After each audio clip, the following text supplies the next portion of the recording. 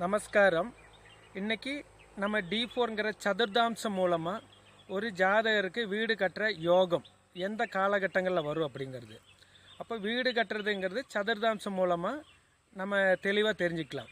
வீடு கட்டுறதுக்கான காரகம் D4ங்கிற சதுர்தாம்சத்துக்கு செவ்வாயும் கேதுவுமே ஒரு ஜாதகரோட வீடு கட்டக்கூடிய ஒரு காரகர். அப்போது ஜாதகத்தில் செவ்வாயும் நல்லா வலுவாக இருக்க வேண்டும், கேதுங்கிறதும் வலுவாக இருக்க வேண்டும். அதே மாதிரி ஒரு வீடு, அந்த வீட்டு மூலமாக இருக்கிற ஹாப்பினஸ் அப்படின்னு பார்க்கும்போது லக்னத்திலிருந்து நான்காம் பாவம் நல்ல வலுவாக இருந்துச்சுன்னா அது அந்த கிரகத்தோட இல்லை அந்த பாவத்தோட அதிபதியோட தசாபுத்தி காலகட்டங்களில் ஜாதகர் கண்டிப்பாக வீடு கட்ட முடியும். அப்போது இந்த நான்காம் அதிபதி லக்னத்திலிருந்து 4, 7, 10 இல்லை 11 இந்த பாவங்கள் அமர்ந்தால் ரொம்ப சிறப்பாக இருக்கும். இந்த லக்னாதிபதி பார்க்கும்போது 3, 6, 8, 12 இருந்தாலுமே அந்த ஜாதகருக்கு அந்த வீட்டு மூலமாக ஒரு ஹாப்பினஸ் இருக்காது. லக்னத்தில் கேது அமர்ந்தாலுமே ஜாதகரால் அந்த வீடு கட்டுறது அமைப்புங்கிறது மிக குறைவு. 4 செவ்வாயோ இல்லை அந்த பாவ அதிபதியோ இருந்தாச்சுன்னா கண்டிப்பாக வீடு கட்டலாம்.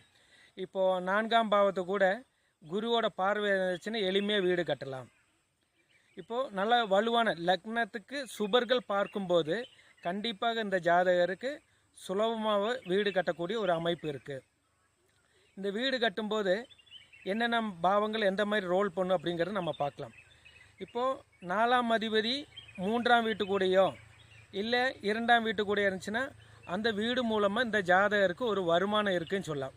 இப்போ 4ம் 10ம் ஒரு பொறுத்து இருந்துச்சுன்னா ஜாதகர் வீட்டிலே ஆஃபீஸ் வச்சுருப்பாருன்னு நம்ம சொல்லலாம். 4ஆம் பாவம் அதிபதி 3ஆம் பாவத்து கூட தொடர்பு இருந்துச்சுன்னா அப்போது அந்த வீடு ரெண்டலுக்கு விட்டு ஒரு இன்கம்ட்டு இல்லை 4ஆம் பாவ அதிபதியும் அதே மாதிரி 8ஆம் அதிபதி 2ஆம் அதிபதி தொடர்பு இருக்கும்போது கண்டிப்பாக இந்த பூர்வ சொத்து மூலமாக ஜாதகருக்கு வந்துட்டு ஒரு சோர்ஸ் ஆஃப் இன்கம் வீடு மூலமாக இருக்குதுன்னு தெரிஞ்சுக்கலாம்.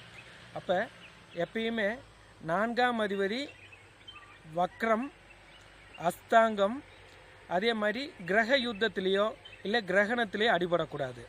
அப்போது ஜாதகருக்கு பார்க்கும்போது 4ஆம் அதிபதி தான் வீடு கட்டக்கூடிய ஒரு யோகம். அதே மாதிரி இந்த லக்னத்தில் செவ்வாய் இருக்கிறதோ இல்லை கேது இருக்கிறதோ ஒரு நல்ல அமைப்பை தராது. ஏன்னா அது காரகோ பாவனாஸ்தி சொல்லும்போது கண்டிப்பாக அந்த ஸ்ட்ரகிள் இருந்துகிட்டு இருக்கும்.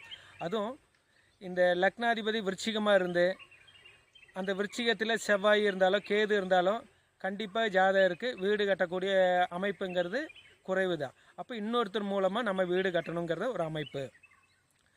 இந்த 5ஆம் பாவங்கிறது ஒரு பூஜை அறை. 6ஆம் பாவங்கிறது ஜன்னலையும் சுட்டி காட்டும்.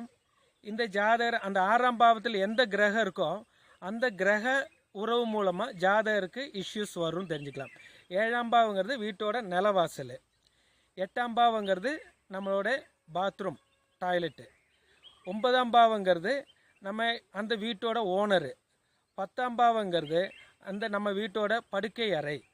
11ஆம் வீடுங்கிறது நம்மளோட அந்த வருமானம், ப்ராஃபிட்டு, அதே மாதிரி கஜானா. 12ஆம் பாவங்கிறது நம்மளோட படுக்கை அறை. அப்போ இந்த 12ஆம் பாவம் கூட நல்லா வலுவாக இருக்க வேண்டும். அப்போ தான் ஜாதகருக்கு அந்த வீட்டில் இருந்தாச்சுன்னா ஒரு நிம்மதியான தூக்கம் கிடைக்கும்.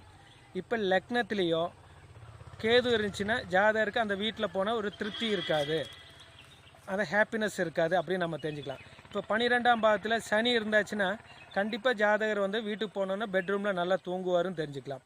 இப்போ 12ஆம் பாவத்தில் செவ்வாய் இருந்துச்சுன்னா வீட்டில் ஜாதகர் ரொம்ப ஆர்குமெண்ட் பண்ணுவாங்கன்னு நம்ம தெரிஞ்சுக்கலாம். 7ஆம் பாவங்கிறது அந்த வீடு நிலவாசல்.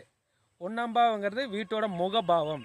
2ஆம் பாவங்கிறது வீட்டோட என்ட்ரன்ஸு. 3ஆம் பாவங்கிறது அந்த ஹால் வீட்டோடது. அதே மாதிரி 4ஆம் பாவங்கிறது வீடையும் சுட்டி காட்டும், வீடை சுற்றி இருக்கிற காம்பவுண்ட் வால். இப்படி ஒவ்வொரு பாவம் வச்சுட்டுமே நம்ம வீடு கட்டுக்கிற அமைப்பு நம்ம தெரிஞ்சுக்கலாம்.